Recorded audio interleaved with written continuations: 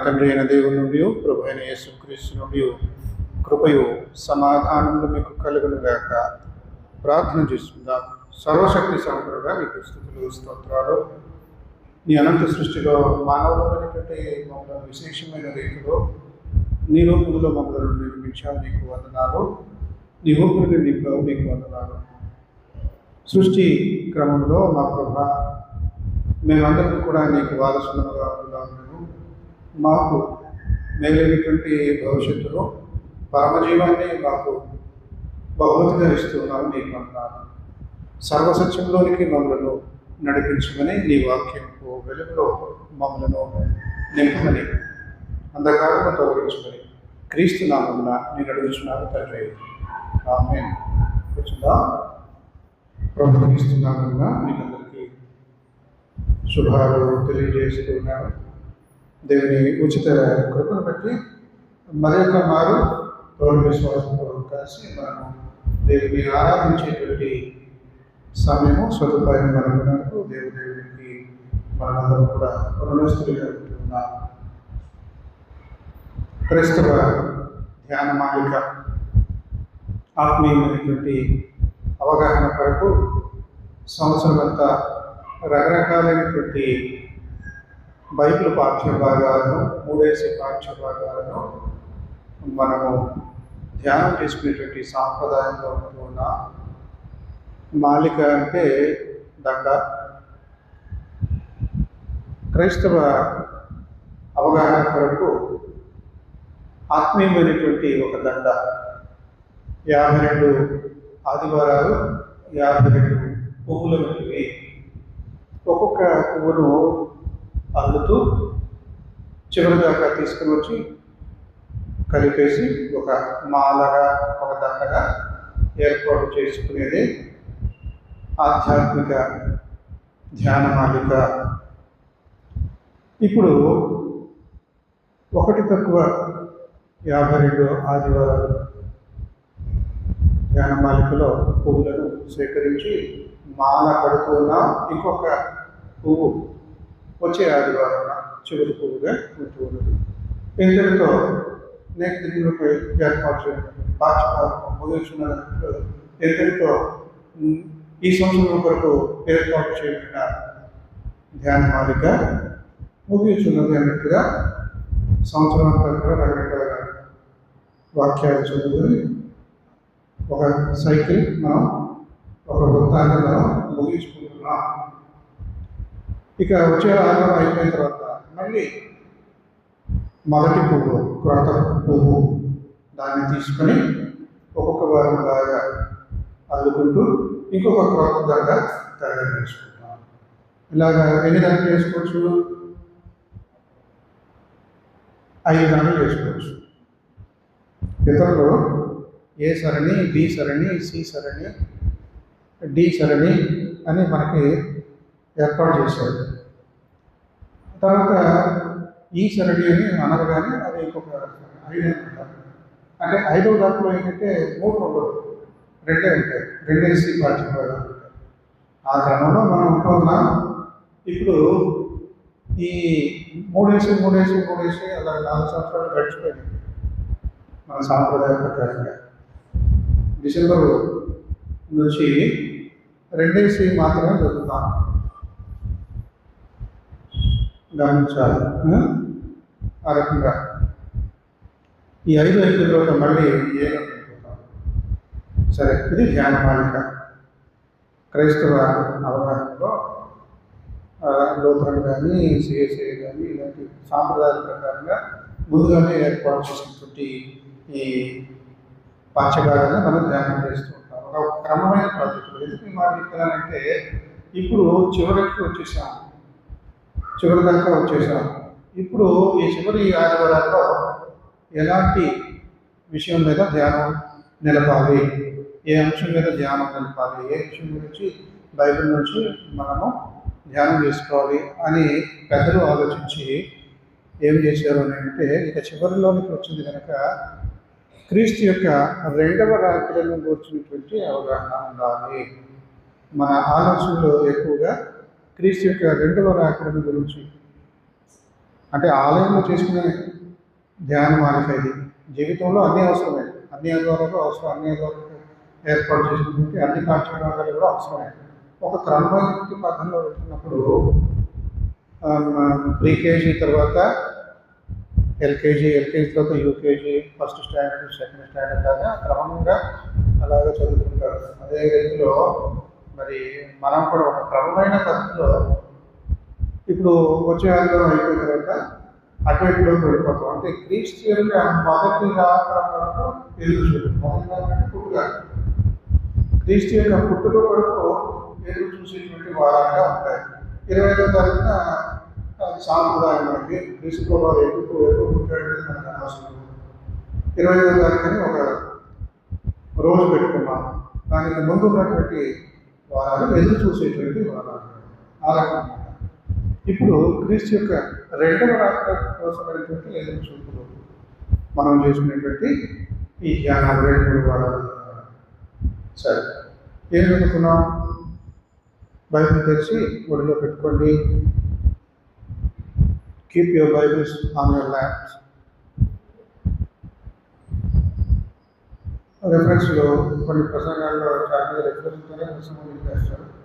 కానీ ఈ పూట ప్రసంగానికి బయట రెఫరెన్స్లు కాదు, కానీ ఈ 3 ఎడక్కడ చదువుకొని ఒక అవగాహన పొందాం. 3 పాఠ్యభాగాలు. పాత నిబంధనలో ఏమున్నది? యోగ గ్రంథం నుండి 14వ అధ్యాయం 1-5 వచనాలు చదువుకున్నాం. కొన్నిసార్లు మన పెద్దలు కొన్ని వచనాలు ఇస్తారు, కొన్నిసార్లు ఎక్కువ వచనాలు ఇస్తారు. మరి ఎందుకో ఎక్కువ వచనాలు ఇస్తే బాగుంటుంది అని అనిపించింది. మన సౌలభ్యం కోసం ఎంతో అంత సమయం అని ఒక్కోసారి ఆలోచించి వాళ్ళు కొన్నే చెప్తారు. కానీ అంతటితో సరిపెట్టుకోకుండా ఇంకా కొన్ని చేర్చుకొని మనం ధ్యానం చేస్తే ఇంకా సమర్థవంతంగా అర్థం చేసుకుంటాం. యోగ గ్రంథం 14వ అధ్యాయంలో చదువుకునేటువంటి పాఠ్యభాగం సన్నివేశం ఏమిటి అని మనం గమనించి చూసినట్లయితే, యోగ భక్తుడు తన దురవస్థను బట్టి తన మనసులో ఉన్నటువంటి బాధను వ్యక్తం చేసుకుంటున్నాడు. ఏ రకంగా వ్యక్తం చేసుకుంటున్నాడు అనేది ఇక్కడ మనకు ముఖ్య అంశం. ఏ రకంగా అర్థం చేసుకుంటున్నాడు అంటే, మనిషి జీవితము వ్యర్థం అని బాధపడుతున్నాడు. ఎందుకు నేను పుట్టాను, పుట్టి ఏం సాధిస్తాను, బతికినంత కాలం కూడా శ్రమలు, తొందరలు, యుద్ధం, పోరాటం, ఇదే నాకు తెలిసిన జీవిత సత్యం.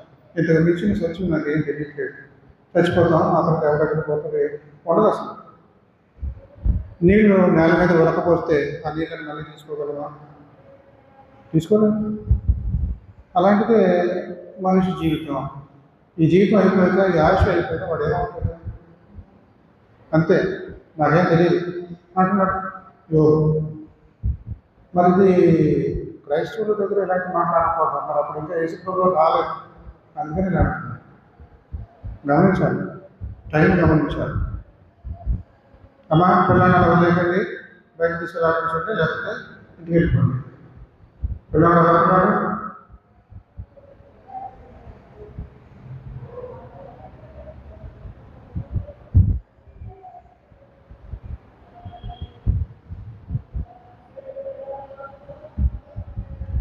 యోగు చాలా బాధపడుతున్నాడు.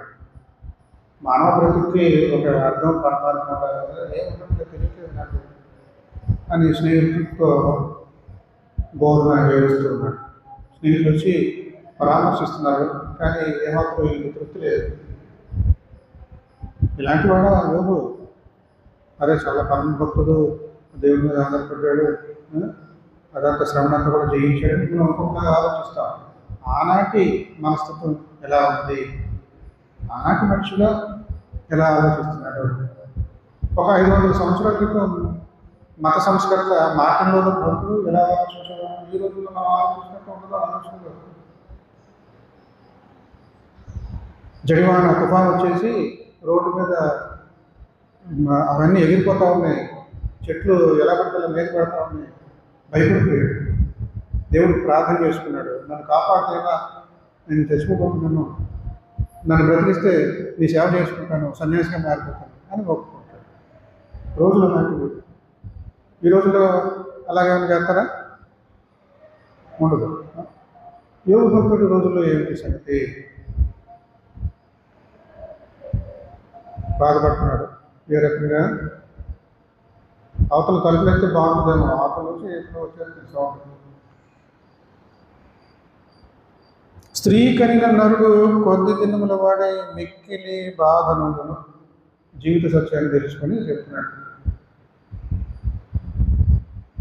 స్త్రీ కనిన నరుడు కొద్ది దినముల వాడే మిక్కిలి బాధ అంటే స్త్రీయే కంటది, కన్న ప్రత్యేకత అది కాదు. మనిషి పుట్టి కొద్ది రోజులు బతుకుతాడు, కానీ బాధలతో బతుకుతాడు. బెతడే ఆయుష్, ఆ బెతడే ఆయుష్ కూడా బాధలతో బతుకుతాడు. వీళ్ళు నేర్చుకున్నటువంటి తెలుసుకున్నటువంటి జీవిత సత్యం. అవునా? మరి ఆ రోజుల్లో అలాగే ఉంటుంది. ఆలోచన తీరు, ఉన్నటువంటి శ్రమలు అలా ఉన్నాయి. కాబట్టి స్త్రీ కలిగిన నరుడు కొద్ది దినముల వాడే మిక్కిలి బాధపడాలని మనిషి గురించి చెప్తున్నాడంటే ఆయన సృష్టిలో వేరే వాటిని పోల్చుకొని చదువుతున్నాడు. చెట్టు మేలు మనిషి కంటే. ఒక 150 సంవత్సరాలు బ్రతికుని అవకాశం చూపించండి. 150 సంవత్సరాలు బతికాడు చూపించలేము. జపాన్, చైనా ఇటువంటి దేశాలు అయితే 115 సంవత్సరాలు, 120 సంవత్సరాలు, 125 సంవత్సరాలు కూడా బతికాడు. మన దేశంలో అన్ని సంవత్సరాలు కానీ మాటలు మాత్రం చాలా రకరకాల గంభీరంగా చెప్పేస్తా ఉంటారు మనవాడు. సరే, అందుకని 150 అంటున్నాను. ఇదిగో 150 సంవత్సరాల నుంచి జీవితాన్ని ఉన్నాడని ఎవరన్నా చూపించలేము. ఇక్కడ యోగ అంటున్నాడు, స్త్రీ కలిగిన నరుడు కొద్ది దినముల వాడై అల్పాయుషుతో కలిసిపోతాడు. దేవుడు మనిషిని సృష్టించినప్పుడు బహుశా 1000 సంవత్సరాలు వీడు బతకాలి అని సృష్టించాడు. ఒకడు తప్పు చేసాడు, తప్పు చేశాడు, అవునులే 1000 సంవత్సరాలు బతకాలి అని అనుకున్నాడు. కానీ 1000 సంవత్సరాలు ఒకరు కూడా బతకలే. మెతుషెల మాత్రం అందరికంటే ఎక్కువ సంవత్సరాలు బతికారు. ఎన్ని సంవత్సరాలు? జీకే జనరల్ నాలెడ్జ్ 965 సంవత్సరాలు. సరే, ఆ తర్వాత ఇంకెవరు ఎక్కువ సంవత్సరాలు బతికారు అని అంటే 950 సంవత్సరాలు. ఆ తర్వాత ఎక్కువ సంవత్సరాలు ఎవరు బతికారంటే ఆదాము 930 సంవత్సరాలు. కంటపెట్టి చెప్పేస్తున్నాను, మళ్ళీ ఒక వారం తర్వాత నేను చెప్పాను. ఈ కొంతసేపు నాకు గుర్తుంటాయి. లెమెక్ అనేటువంటి వాడు 777 సంవత్సరాలు బ్రతికాడు. వీటిని బట్టి మనం ఏమనుకోవాలా? తప్పు చేసేది కానీ 1000 సంవత్సరాల దాకా బతకనిస్తాను అనుకున్నాడు దేవుడు. బతకట్లేదు. మన తప్పలాంటిది మన పాపకు లైఫ్ స్టైల్, జీవన శైలి అన్నమాట. ఆయుష్ తగ్గించుకుంటున్నా మోసే రోజులు వచ్చేటప్పటికైనా బాధపడుతున్నాడు.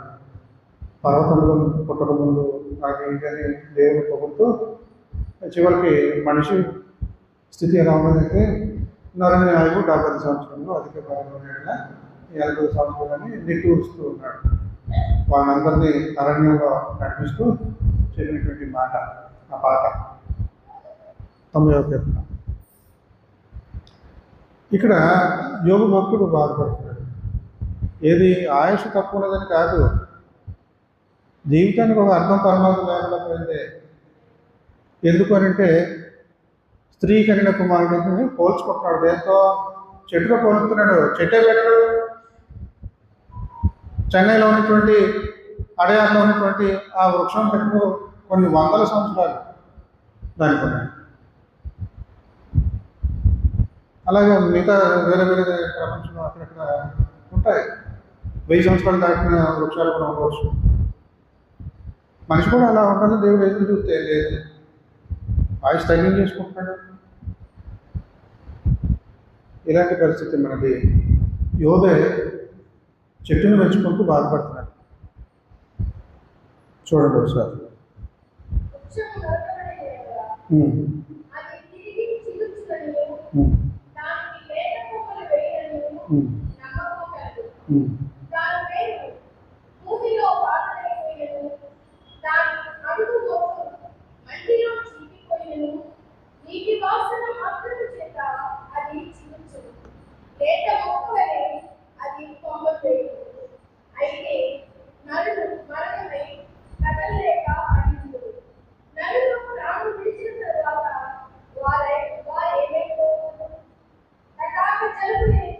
చాలు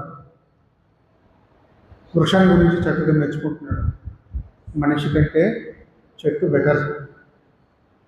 చెట్టు ఏ రకంగా బెటర్ అంటే, మనిషి చచ్చిపోతే కాల్ చేయడమో పాతేయడమో జరుగుతుంది శవాన్ని.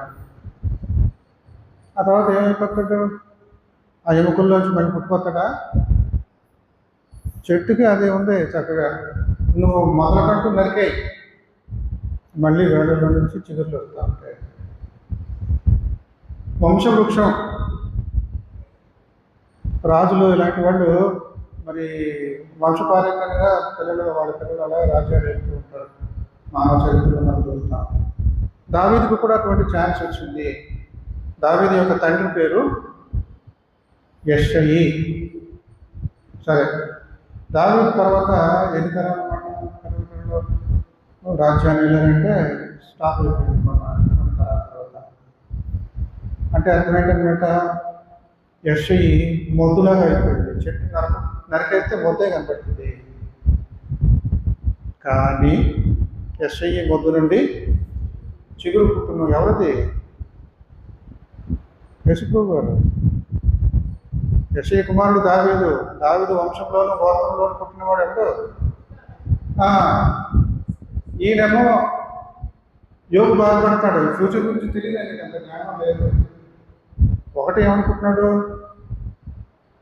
స్త్రీకరణ నరుడు కొద్ది దినంలో వాడే బాధతో చనిపోతాడు. అదొకటి. ఆ చివర ఇంకా కిందకి వస్తే మనం ఇంకో మాట చూస్తాం, పాప సహితులలో నుండి పాప రహితుడు పుట్టినగా ఎంత మేలు. అది సాధ్యమా? పాపిష్టి మనుషుల నుండి పాపం లేనివాడు పుట్టడం సాధ్యమా? సాధ్యము. కన్య మరియ నుండి గర్భం పుట్టాడు యేసుప్రభు వారు అంటే కారణం అదే. 51వ కీర్తనలో దావీదు ఏమని పాపాన్ని ఒప్పుకుంటాడు, పశ్చాత్తాపడతాడు. నా తల్లి పాపంలోనే నా తల్లి నన్ను గర్భంగా ధరించింది. స్త్రీ పురుషుల కలయిక వలన పిల్లలు పుడతారు. మరి క్రీస్తు ప్రభు వారి యొక్క జన్మ వృత్తాంతంలో అది ఉండదు. పాప సహితులలో నుండి పాప రహితుడు పుట్టడము ఈ రకంగా. ఇక వృక్షము మనం చూసినట్లయితే అది నరికివేయబడుతుంది, అడుగున చీకిపోతుంది, కుళ్ళిపోతుంది. అది అనుకుంటామని ఎక్కడో దానికి కారణం ఉంటుంది, అక్కడి నుండి మళ్ళీ చూపిస్తుంది. ఇలాంటిది చెట్లకి చేమలకి ఉన్నది, మనిషికి లేదు. చచ్చాడంటే అంతే వాడి సంగతి. వాడి సంగతి కూలి వాడి వల్లే తమకు నియమింపబడి నా పని వారు ముగించు వరకు ఇలాగా వాళ్ళు నశించిపోతూ ఉంటారు. ఇక 14వ వచనంలో మనం చూసాం కదా, మరణమైన తర్వాత నరులు బ్రతుకుదుగా. చెట్టు నరికివేయబడిన తర్వాత చెట్టు బ్రతుకుతుంది. మరి మనిషి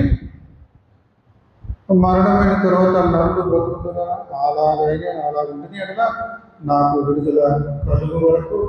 ఒకవేళ అలా జరిగితే కనుక ఇప్పుడు నేను అనుభవిస్తున్నటువంటి ఈ బాధలో పరిష్కారం దొరికేదాకా అనుభవిస్తాను, ఓర్చుకుంటాను. ఈ మాట వెమిలి పత్రికలో మాటలకి దీనికి చాలా చాలా పొంతన మనకు చూస్తూ ఉంటాం. ఓర్చుకోవాలి.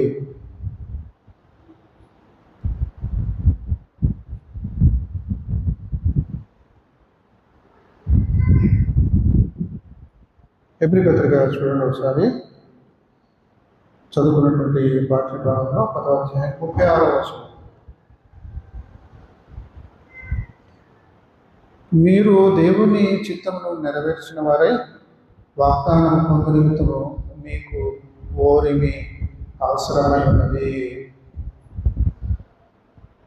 యోగుకి కూడా ఓర్పు అవసరం, కానీ వ్యర్థం. ప్రసంగంలో చెప్పినట్టుగా అన్నీ వ్యర్థమే. ఎందుకు వచ్చిన బతుకుది? మళ్ళీ పుట్టాక ఎక్కడ పుడతాను? చెట్టు అయినా మళ్ళీ పుడుతుంది, మనిషి పుట్టడు. ఇంకెందుకు ఈయన బాధ? భవిష్యత్తు లేని మానవ బ్రతుకు. ఈ బ్రతుకు తర్వాత ఇంకో భవిష్యత్తు ఏమైనా ఉందా? లేదు. చీకట్లో వెళ్ళిపోతాడు, కదలడు, మెదడు. అలాంటి పరిస్థితి. ఒకవేళ మరణమైన తర్వాత నరులు బ్రతుకురా అలాగే ఉండినట్లా మనం చదువుకున్న దాంట్లో లేదు. ఇది అందుకే చెప్తున్నాం. పూర్వీకులు మనకి 5 వచనాల దాకా ఇచ్చారు. ముందుకెళ్ళి ఎడక్కడ చక్కగా అవగాహన చేసుకునే ప్రయత్నం చేయాలి. అలా ఉండినట్లా నాకు విడుదల ఏది సర్లే, ఈ కొద్ది దినాలు ఓర్చుకుంటాను, ఈ మానవ బ్రతుకుల్లో నాకు ఎదురైనటువంటి సమస్యల్ని నేను పక్కన నిలబడతాను, ఓరిమి ఓర్చుకుంటాను. నాకు అసలు ఎదురు భవిష్యత్తు లేదు, ఇక్కడితోనే అయిపోద్ది అని బాధపడుతుంటాను. అది యోగంతో సరిపెట్టుకోవాలి. క్రీస్తుగా వచ్చినప్పుడు ఎందుకు చదువుకున్నాం మనం యోహాను సువార్తలో ఏమనుంది? క్రీస్తు ప్రభువారు ఎవరు? ఆయన జీవాధిపతి, చచ్చిన వాడిని బ్రతికించేటువంటి వాడు, శాశ్వత జీవాన్ని ఇచ్చేటువంటి వాడు. చూడండి ఒకసారి 34వ వచనం, యోహాను సువార్త 5:34లో 24లో 5:24 నా మాట విని నన్ను పంపిన వాని విశ్వాసం ఉంచేవాడు నిత్య జీవము కలవాడు. యోగుకు భయపడడం కాదు, యోగు భయపడుతున్నట్టుగా ఇక ఈ ఆయుష్తో తీరిపోయింది, ఇక మనిషి అన్నవాడు ఏది ఉండదు, చెట్టైనా బతుకుతుందేమో కానీ మనిషి బతుకుతుందేమో కానీ మనిషికి ఫ్యూచర్ లేదు. కానీ ఇక్కడ క్రీస్తు ప్రభువు చెప్తున్న మాట ఏంటంటే, నా మాట విని నన్ను పంపిన వాడు విశ్వాసం ఉంచేవాడు నిత్య జీవం గలవాడు, వారు తీర్పులోనికి రాక మరణములో నుండి జీవములోనికి దాటి ఉన్నాడు. అది సమస్య. పరిష్కారం మరణములో నుండి జీవంలోనికి దాటి ఉన్నాడు. యోగుకున్నటువంటి సమస్య ఏంటి?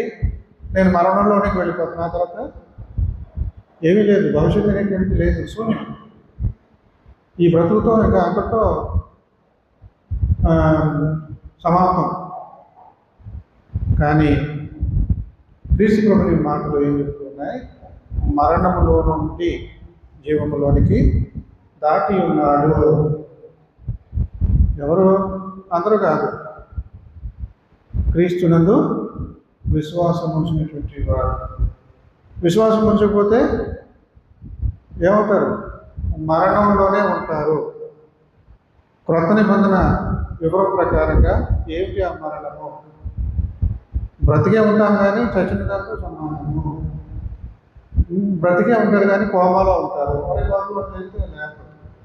చెంప మీద చల్లుడి మీద కొట్టి లేకుండా కోమాలో ఉన్నవాళ్ళు లేవరు. ఒరే బాబు తినరా, నీకు ఆకలి టైం అయిపోయింది, 2 రోజుల నుంచి ఏం తింటారు, తినరా అంటే తినడు. ఏమిటంటే మొక్కకు నీళ్ళు వేసినట్టుగా వెళ్తూ వస్తే నీళ్ళు వేస్తే అది మొక్క పెరుగుతూ ఉంటుంది. కోమాలో ఉన్నవాడు పరిస్థితి అంతే. నోట్లో ఎక్కిస్తే జీర్ణశక్తి అది ఎలా ఉంటాయి అనుకుంటే మామూలు మెదడు పనిచేయదు, కథలు ఏం లేదు. అలాంటి పరిస్థితి చనిపోయినటువంటి వాళ్ళకి యోగ రోజుల్లో ఉన్నటువంటి అవగాహన, ఆలోచన, జ్ఞానము. కానీ క్రీస్తు ప్రభువు వచ్చిన తర్వాత అలాంటివన్నీ నిరర్ధకము, అవన్నీ అజ్ఞానము. క్రీస్తు ప్రభువు చెప్తున్నాడు, మరణములో నుండి, కోమా నుంచి నువ్వు కోమలో వెళ్ళిపోవాలి. పాపాలను బట్టి నీ దాన్ని బట్టి వెళ్తావు, చచ్చిపోతావు. పాపములకు జీతము మరణము. మన పాపాత్మను జీతం వచ్చి తీసుకుంటారు. తీసుకోరా పని చేసినప్పుడు పాపములకు వచ్చిన జీతము మరణము. యేసు పాపిగా ఎంచబడ్డాడు, పాపులలో ఒకటిగా ఎంచబడ్డాడు, మరణం కూడా అనుభవించాడు. మరణం నుండి జీవంలోనికి దాటాడు ప్రథమ ఫలముగా, మరణందరూ కూడా దాటిస్తాడు. అందుకని ఆ పాట పాడుతున్నాం. ఏం పాటది? దారుణమగు మరణ వారి వారి సఖ్యము అది ఒక క్రీస్తుకి మాత్రమే సాధ్యపడింది. ఈ ఒడ్డు నుండి ఆ ఒడ్డులోనికి చేరుకోవాలంటే మరణం అనేటువంటి సముద్రాన్ని దాటుతారు. మరణం నుండి జీవంలోనికి నడిపించేవాడు ఆయనకు ఇది సాధ్యపడుతుంది. ఆయనను ఆశ్రయిస్తే ఆయన దగ్గర పెద్ద నావం ఉంది, నడిపించిన నావ. ప్రపంచం అంతటిని కూడా ఎక్కించుకునేటువంటి పెద్ద నావ అది, మహానావ. ఎన్ని మాటలు చాలా చక్క విశేషంగా ఉంటాయి. నడిపించిన నావ వేరే మాటలు ఉంటాయి, ఇక్కడ ఇందులో ఇంకా మహత్తరమైనటువంటి మాటలు ఉంటాయి. ఒకసారి ఇందులో చూసుకోండి ఆ పాట అంతా కూడా. కాబట్టి దారుణమైనటువంటిది మరణం.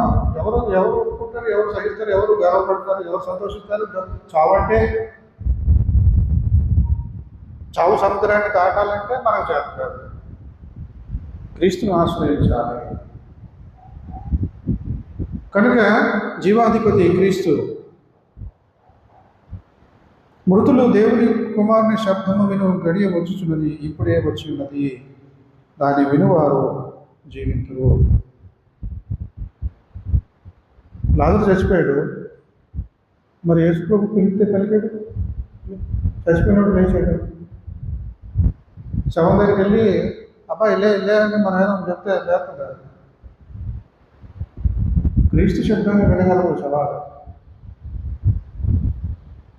మృతులైనటువంటి వారు, తరతరాలుగా మృతులైనటువంటి వారు, కుప్పలుగా ఉన్నటువంటి వారు ఒకనొక సమయంలో క్రీస్తు శబ్దాన్ని విని లాజరు లేచినట్టుగా వేస్తారు.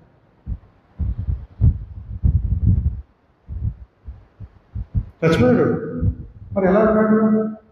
కోమాలో ఉండగా ఉండగా క్రీస్తు ప్రభు యొక్క మహాత్మ్యం అలాంటిది. కాబట్టి ఆ గడియ వచ్చేటప్పటికి మన స్థితి ఎలా ఉంటుంది మనం ఆలోచించుకోవాలి. దేవుడు మనకి కొన్ని కోట్లు బ్యాంకులో వేసాడు, ఏటీఎం కార్డు ఇచ్చాడు, పిన్ కూడా ఇచ్చాడు, 4 నెంబర్లు పిన్ కూడా ఇచ్చాడు. ఏటీఎం కార్డు మన దగ్గర ఉంది, పిన్ కూడా మన దగ్గర ఉంది, ఇదిగో బయలుదేరు. కానీ ఏటీఎం మిషన్ దగ్గరికి వెళ్ళట్లేదు, కార్డు వాడట్లేదు, పిన్ మాత్రం తెలుసు. వాడకపోతే డబ్బులు ఎలా ఉంటాయి? చాలామంది క్రైస్తవులు కాని వాళ్ళు ఈ సమస్యలోనే ఉంటారు. బైబిల్ను జోలికి రాదు, బైబిల్లో సత్యాలను అంగీకరించదు, ఏటీఎం పిన్ వాడరు. ఇక్కడ మనం చూసినట్లయితే ఇవ్వబడినటువంటి పాఠ్యభాగంలో చివరి మాటలు యేసుక్రీస్తు ప్రభువారు మరణంలో నుండి జీవంలోకి మనల్ని తీసుకుని వస్తాడు బాగుంది. కానీ ఆ సమయంలో ఎవరు ఎలాంటి స్థితిలో ఉంటున్నారో వాళ్ళకి గతి ఏమిటి, పూర్వభావ స్థితి ఏమిటి అని చూసినట్లయితే మేలు చేసిన వారు జీవ పునరుద్ధానమునకును, కీడు చేసిన వారు తీర్పు పునరుద్ధానమునకును బయటికి వచ్చేదారు. లాజరు బయటగా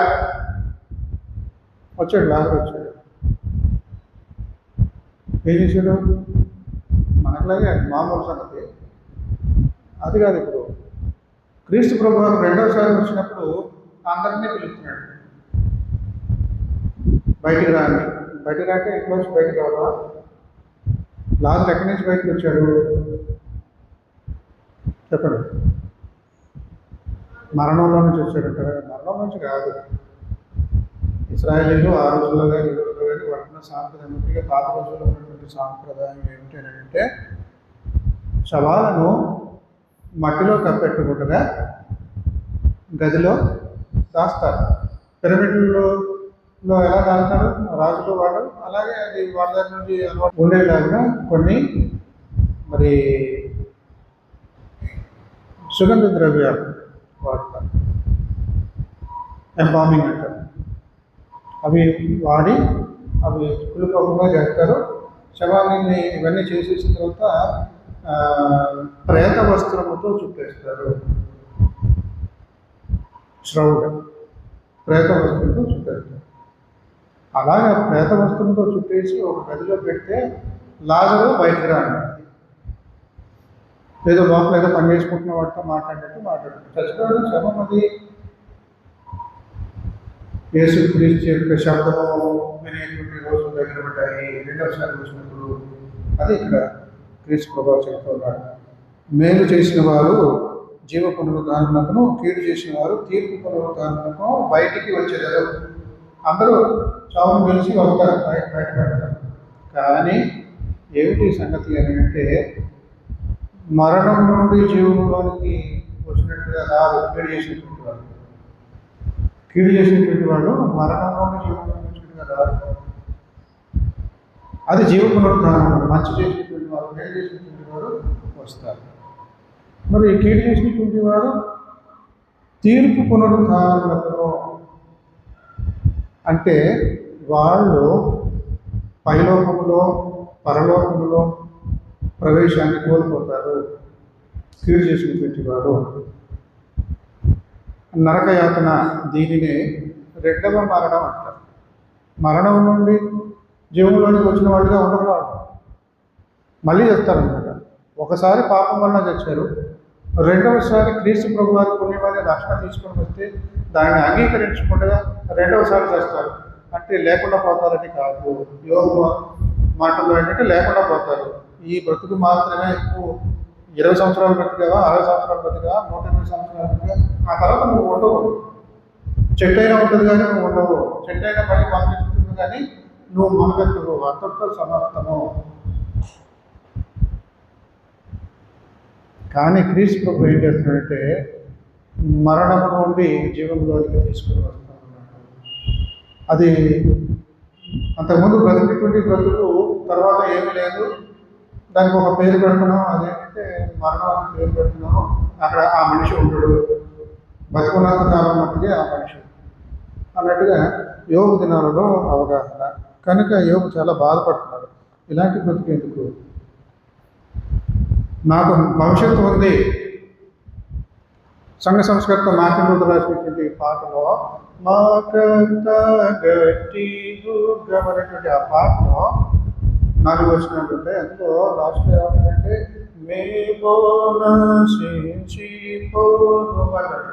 యుద్ధం చేసేటప్పుడు చతురంగ బలం ఉంటుంది. చతురంగం కాల్బలము, అశ్వము, గజ, రథ, తురగ, ఇలా 4 రకాల సైన్యాలు ఉంటాయి. నేల మీద ఉండేటువంటి వాళ్ళు కాల్బలము, వాళ్ళు అందరికంటే ముందు ఉంటారు. ఎక్కువగా ఎవరు చచ్చిపోతారంటే నేల మీద ఉండి యుద్ధం చేసేటువంటి వాళ్ళు చచ్చిపోతారు. మిగతా వాళ్ళు గుర్రాల మీద, ఏనుగుల మీద, రథాల మీద, వాళ్ళ మీద, ఒంటిల మీద వెళ్తారు.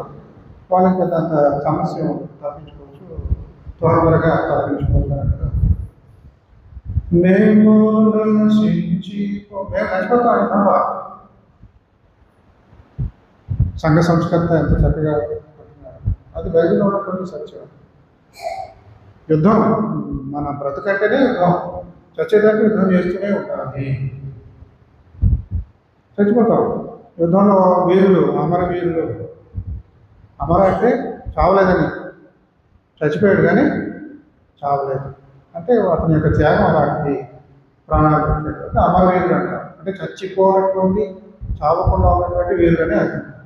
చనిపోతాడు, కొంతమంది యుద్ధంలో వెళ్ళిపోతారు. యుద్ధము మాదేవును, మేము నశించిపోతాము కానీ గెలుపు మాదవుతుంది. యుద్ధము యెహోవాదే. కాబట్టి యుద్ధం చేసామంటే గెలిచామా లేదా కావాలి. కాబట్టి యోగు భక్తుడు ఎందుకు బాధపడుతున్నాడంటే నాకు భవిష్యత్తు ఉందని సమాచారం లేదు. ఈ ఎంత వయసు ఉంటుందో అంత వయసు వరకే బెత్తడి వయసే ఇచ్చాడు నాకు. మానవునికి అందరికీ అదే కోరుకో. అని బాధపడుతున్నాడు కదా. నరుల ఆయుష్కాలము పరిమితి కలది, వారి నెలల సంఖ్య నీకు తెలిసే ఉన్నది. మించజాలని వయం పరిమాణము నీవు వారికి నియమించి ఉన్నావు. కూలి వారి వలె తమకు నియమింపబడిన వారు పనిని వారు ముగించు వరకు. ఈ రకంగా ఉంటుంది. అన్ని బాధపడి ఉంటుంది. ఎక్కడికి పోతాడో ఏమిటో అంతే సంగతి. ఆ తర్వాత ఏం లేదు, వాడి భవిష్యత్తు అనేటువంటిది లేదు. ఒకవేళ భవిష్యత్తు ఉన్నది అని ఉంటే కనుక అని అంటున్నాడు యోగ భక్తుడు. ఏమిటి? మరణమైన తర్వాత నరులు బ్రతుకుతురా? 14వ వచనంలో 14 అలా ఉండినట్ల నాకు విడుదల కలుగును. నాకు విడుదల కలిగే వరకు నా యుద్ధ దినములన్నీ నేను కనిపెట్టి ఉండును. నేను బ్రతికే దినాలంటే కూడా యుద్ధం లాంటిదే కదా, పర్వాలేదు, ఓర్పుగా నేను కనిపెడతాను. అదే మాట ఓర్పు గురించి ఇక్కడ హెబ్రీ పత్రికలో చదువుకున్నాం 10:36. మీరు దేవుని చిత్తమును నెరవేర్చిన వారై వాగ్దానము పొందు నిమిత్తము మీకు ఓరివి అవసరము. పోరాటం అనే మాట కూడా ఉంది ఈ హెబ్రీ పత్రికలో. ఇక్కడ యోగ భక్తుడు యుద్ధం అంటున్నాడు, ఇక్కడ హెబ్రీ పత్రికకారుడు పోరాటం అంటున్నాడు. చదివినటువంటి పాఠ్యభాగంలోనే 10వ అధ్యాయం 32వ వచనంలో, అయితే మీరు వెలిగింపబడిన మీదట శ్రమలతో కూడిన గొప్ప పోరాటము సహించిన పూర్వదినంలో జ్ఞాపకం తెచ్చుకున్నది. కాబట్టి బ్రతికంటేనే పోరాటం, బ్రతికంటేనే యుద్ధం, కానీ పరమార్థం ఉండాలి. నాకు పరమార్థం లేకుండా పోతుంది. పరమార్థం అంటే నేను యుద్ధ దినాలు హ్యాపీగా గడిపేస్తాను, ఏం పర్వాలేదు అంటున్నాడు యోగ భక్తుడు. మరణమైన తర్వాత నరులు బ్రతుకుతురా? అలా ఉండినట్లా నాకు విడుదల కలిగే వరకు నా యుద్ధ దినములు నేను కనిపెట్టి అన్నీ నేను కనిపెట్టి ఉంటును. అలా ఉండినట్లా నీవు పిలిచెదవు, నేను నీకు ప్రత్యుత్తరం ఇచ్చేదను. పిలుస్తావు. ఏది? లాజరు రా, బయటకు రా. చావుతో నీకు అక్కడ అంతా ఉండేది. ఇంకా నేను పిలిచినాను కదా, నువ్వు బ్రతిరా, బయటికి వచ్చాడు. అదే ఇక్కడ బయట అనేటువంటి మాట ఇంత చెప్పాను. కల్లరై, రాతి గదిలో నుండి బయటలోకి రావడం. మేలు చేసిన వారు జీవ పునరుద్ధారములకును, కీడు చేసిన వారు తీర్పు పునరుద్ధారములకును బయటికి వచ్చేదరు. ఎంతటి గొప్ప ఆధిక్యత ఉన్నప్పుడు మనం దీన్ని గ్రహించి దీని ప్రకారంగా జీవించాలి. జీవాధిపతి క్రీస్తు ప్రభువు, తండ్రి కుమార పరిశుద్ధాత్మ వేరు, వీళ్ళిద్దరిని కలిపి ఇది ఒక త్రిత్వ సిద్ధాంతం వివరించడం మనకేమో చేత కావడం లేదు అన్నట్లు ఉంది ప్రస్తుత దినాల్లో. నిజానికి త్రిత్వ సిద్ధాంతం అనేటువంటిది లేదు. క్రైస్తవులు బయలుదేరినటువంటి ఒక 200-300 సంవత్సరాల తర్వాత ఇతరులు వాళ్ళకి అర్థం చేసుకోవడం చేత కావట్లేదు. యెహోవా ఎవరు, యేసుక్రీస్తు ఎవరు, పరిశుద్ధాత్ముడు ఎవరు, ముగ్గురు దేవుళ్ళ అని వాళ్ళ నేపథ్యం నుండి, వాళ్ళ అవగాహన నుండి, వాళ్ళ అనేక మంది దేవుళ్ళని ఆరాధిస్తారు, అది ఇది అన్నట్టుగా ఉంటుంది. కాబట్టి వాళ్ళకి అర్థం చెప్పడం కోసం బయలుదేరినటువంటి సిద్ధాంతము వాళ్ళ కోసం ఉన్నటువంటి సిద్ధాంతం, మన కోసం కాదు. అది ఇప్పటికీ కూడా కొనసాగడం మన దురదృష్టము. త్రిత్వ సిద్ధాంతము వాళ్ళ కోసం ఏర్పడింది, అక్కడితో వదిలేయండి. కానీ అలా కొనసాగుతున్నది, అది మన దురదృష్టము. త్రిత్వ సిద్ధాంతమే అక్కర్లేదు, ఒకే దేవుడు. ఆ దేవుడిని నువ్వు ఎలా పిలుస్తున్నావు, ఏ సందర్భంలో ఎలాగ మానవ చరిత్రలో కనిపించుకున్నాడో నీకు అవగాహన అయితే చాలు. అంతేగాని తండ్రి కుమార ముగ్గురు ఒకటే, త్రియేక దేవుడు. ఇంగ్లీష్లోనేమో గాడ్ ఇన్ 3 పర్సన్స్ అంటారు. ఒక్క దేవుడు ముగ్గురు మూర్తులలో ఉన్నాడు, ముగ్గురు వ్యక్తులలో ఉన్నాడు. మళ్ళీ అక్కడ ముగ్గురు వ్యక్తులు అనగానే మళ్ళీ తేడాలు వచ్చేస్తాయి. ఎందుకు వచ్చింది గొడవ? ఒక్కడే దేవుడు.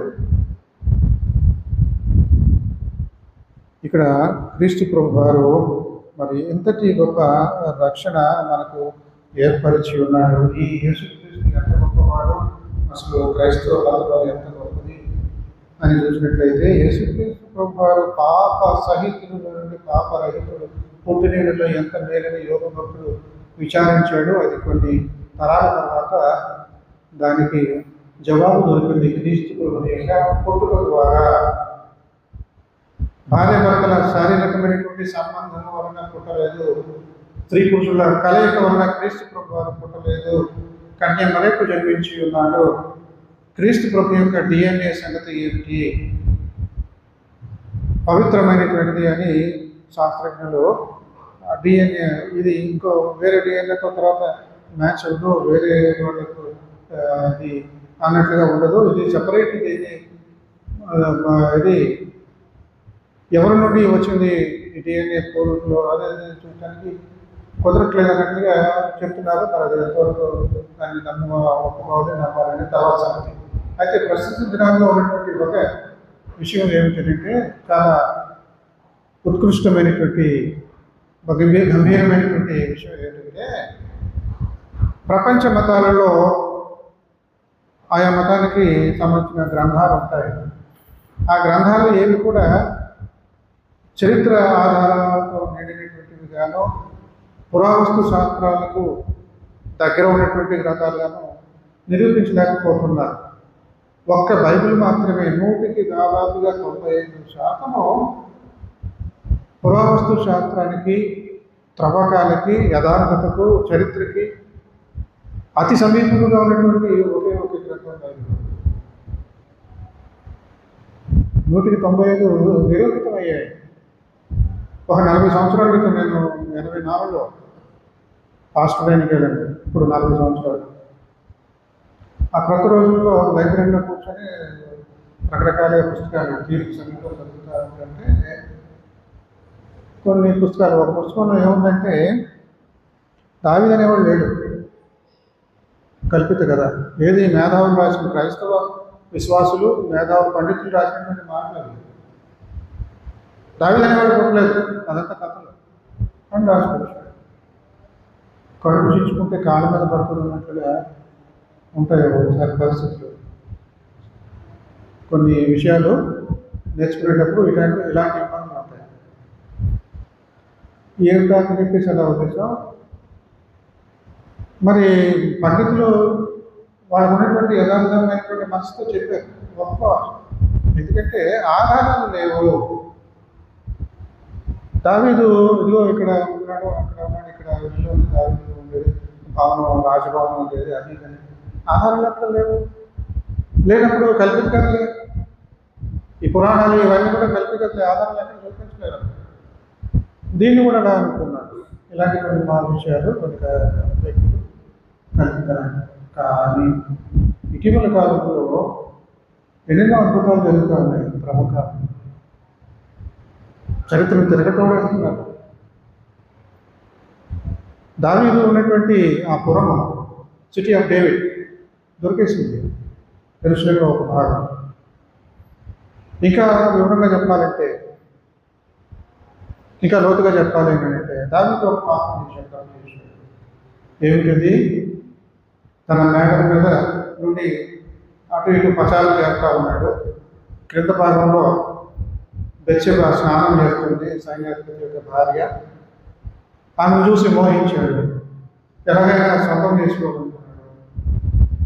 భర్త అడ్డం ఉన్నాడని చెప్పేసి చంపించడానికి ప్లాన్ చేశాడు. ఆ రకంగానే జరిగింది, ఆ రకంగా తప్పు చేశాడు. ఆ సీన్ అంతా కూడా ఇదిగో ఇక్కడ జరిగింది అనడానికి ప్రవకాల్లో దొరికిపోయాడు. దూరంగా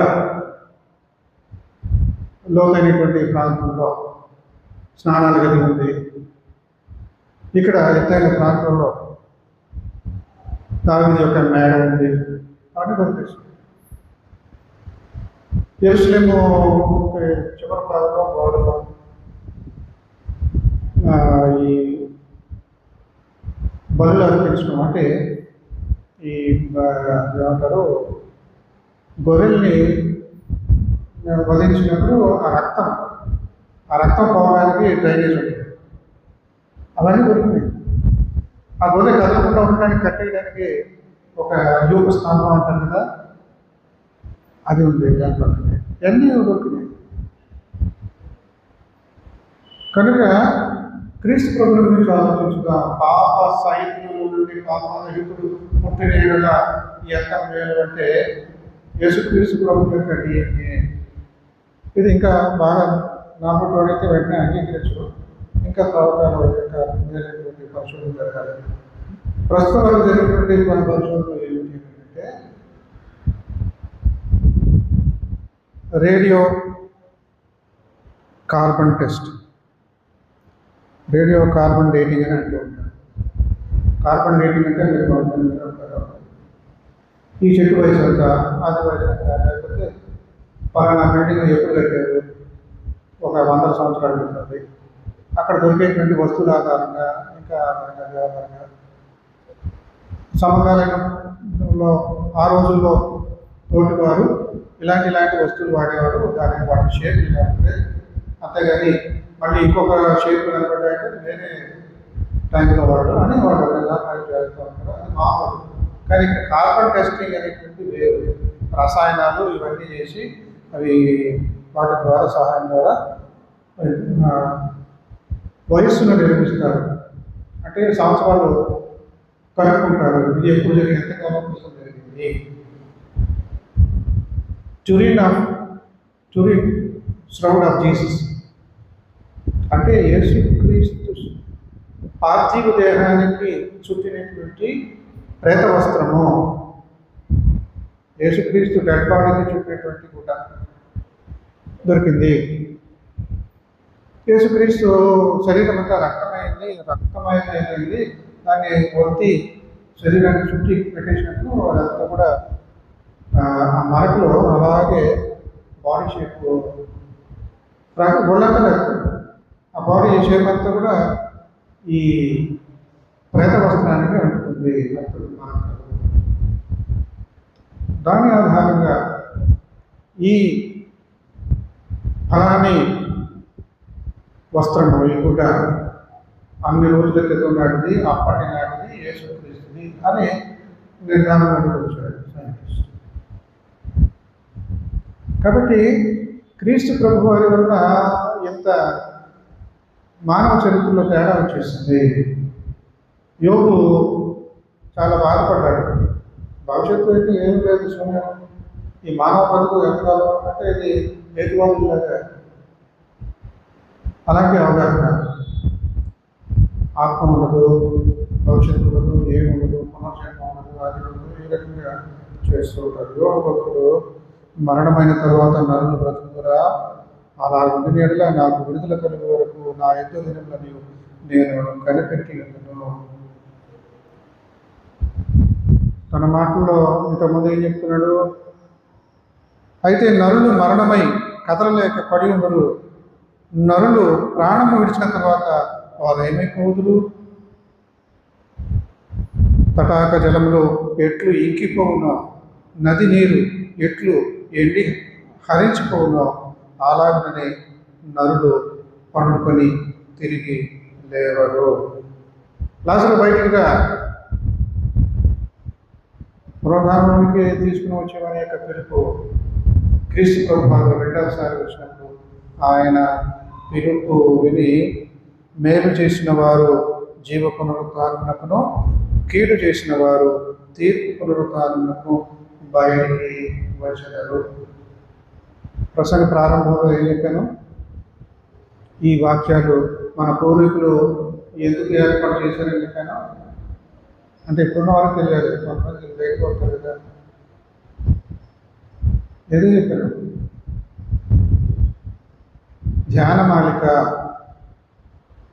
ధ్యానమాలికలో 52 వారాలు పుష్పాలు వంటివి ఒక్కొక్కటి అడుగుంటూ 52 వారాలు పూర్తయ్యాక ఒక మానప్రాయం ఉంటుంది ధ్యానమాలిక.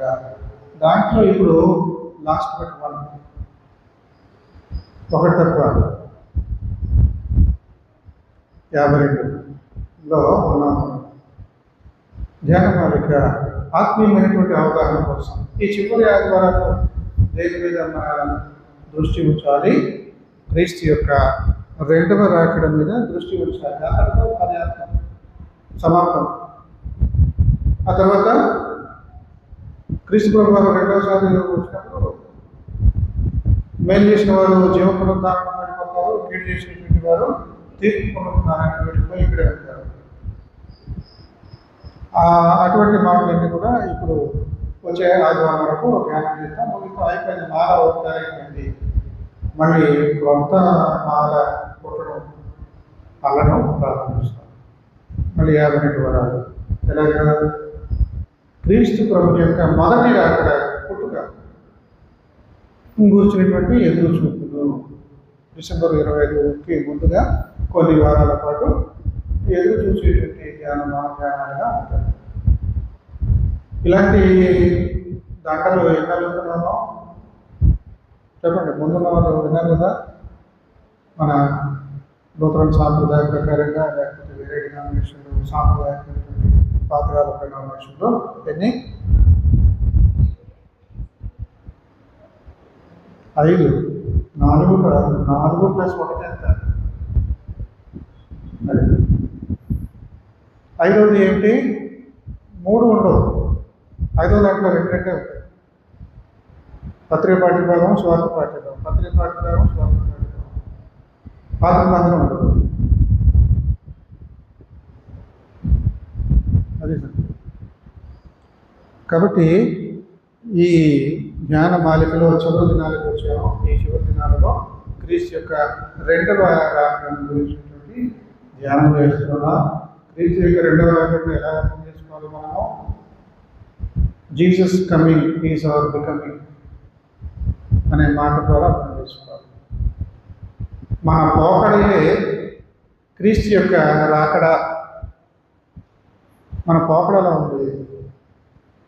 హృదయ తర్వాత పాట హృదయ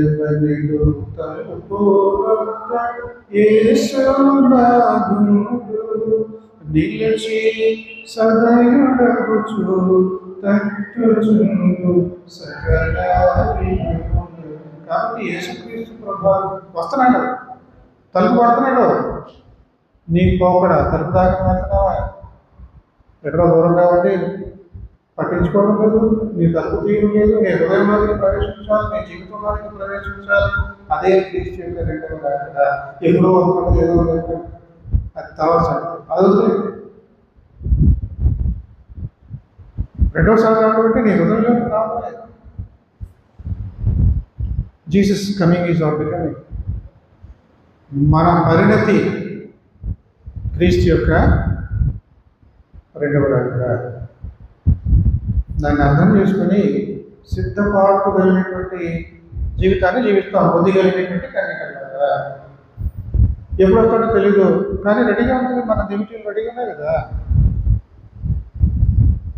క్రీస్తు యొక్క 2వ రాకడకు వచ్చినటువంటి అవగాహన ఎలా ఉండాలి? సిద్ధపాటు బుద్ధి కలిగినటువంటి కన్యకలాగా ఉండాలి. మనము మేలు చేసినటువంటి వారంగా ఉండాలి. జీవనంలో భాగంలోకి పడతాము. కీడు చేసినటువంటి వారంగా ఉన్నట్లయితే తీర్పు పునరుద్ధానంలోకి, నరకంలోకి పెడతాం. ఈ సత్యాన్ని గ్రహించినటువంటి వారుగా సర్వసత్యంలోనికి నడిపించేటువంటి ఆ దేవుణ్ణి సమీపించేలాగా మన తోటి మానవులను కూడా మనము చైతన్యవంతులు చేయాలి. ఆ విధంగా చేసేలాగా మన జీవితాలు బాగుపడి మరి ఆ నిత్యరాజ్యములకు మనం అందరూ కూడా వారసులుగా ఉండాలనేటువంటి ఆ సృష్టికర్త యొక్క సృష్టి ప్రణాళికలో మనము ఏ గుంపులో చేరిన వారుగా ఉన్నామో మళ్ళీ మనం పరిశీలించుకొని పరివర్తన చెందిన వారుగా, మేలైనటువంటి భవిష్యత్తులోనికి వెళ్ళేటువంటి వారుగా, యోగులాగా జ్ఞానం లేనటువంటి దినాలలో ఉన్నటువంటి వారు కాదని గుర్తిరిగి, యోగులాగా బాధపడి భయపడేటువంటి వారు కాదు మనము. మనకు నిండు ధైర్యం ఉన్నది. మనలను కడతీర్చేటువంటి వాడు, సముద్రాన్ని దాటించేటువంటి వాడు, దారుణము మరణ వారాన్ని దాటించేటువంటి వాడు మనకున్నాడు. మన నావికుడు మనకున్నాడు. మనకై మనం ఏది వాడలేము. అది వేరే మతాల్లో వేరే వాడాలని కాదు. నీ రక్షణ సాధించుకోవాలి. మన రక్షణ మనం సాధించుకునేది కాదు. బయట చెప్పేటువంటి సత్యం. మనకు రక్షకుడు ఒకడు ఉన్నాడు. ఆ రక్షకుడిని ఆశ్రయించకుండా నాకు నేనుగా రక్షణను సాధించుకున్నానని చెప్పలేము. అది అవివేకము, అది బైబిల్కు విరోధము. కాబట్టి ఆ విధంగా క్రీస్తును ఆధారపడినటువంటి వారుగా, క్రీస్తు ఇచ్చేటువంటి ఆ రక్షణను అందుకునేటువంటి వారుగా మరింత ఉత్సాహంతో మన జీవన యాత్రను, విశ్వాస యాత్రను కొనసాగిస్తున్నాము. దేవుడి కొద్ది మాటలు దీవించుగాక. సమస్త జ్ఞానం ఇచ్చిన దేవుని సమాధానం